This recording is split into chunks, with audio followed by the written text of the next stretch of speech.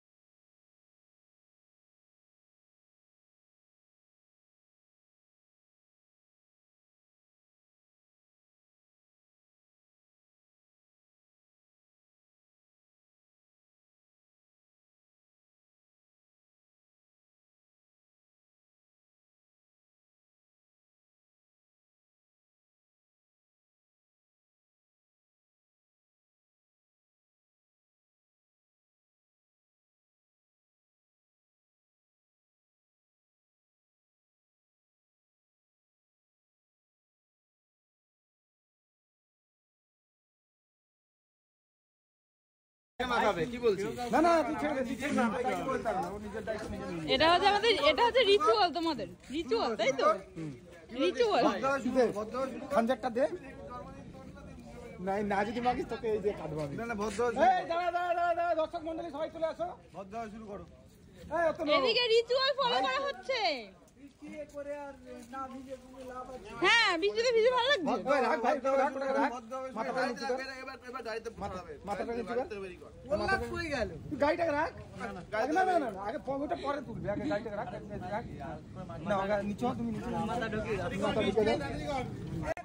এদের এখানে নাকি রিচুয়াল আছে যে যেই কেকটা কাটা হবে সেই কেকটা সেই বার্থডে পার্সনটা নিজের মুখে মাখবে, আর না হলে তাকে জোর করে মাখানো হবে। তো ও যেই অপশানটা চুজ করবে, কেক টেক সব কিছু মাখা হয়ে যাওয়ার পর আরও ঝমঝম করে বৃষ্টি শুরু হলো অ্যান্ড আমরা সবাই নিজেদের মতন বাড়ি চলে আসলাম। অ্যান্ড ফাইনালি 2-4 জন মিলে আমরা গিয়েছিলাম নিউ টাউন ধাবাতে। আমরা টুবাই দুজনেই খাওয়া হয়ে গেছিলো, বাদ বাকি ওরা 3 জন খাবে বলে তাই গেলাম নিউ টাউন ধাবাতে।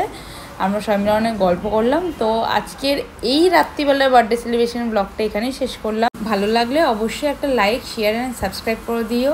আর এই ব্লগটা এখানেই শেষ করলাম।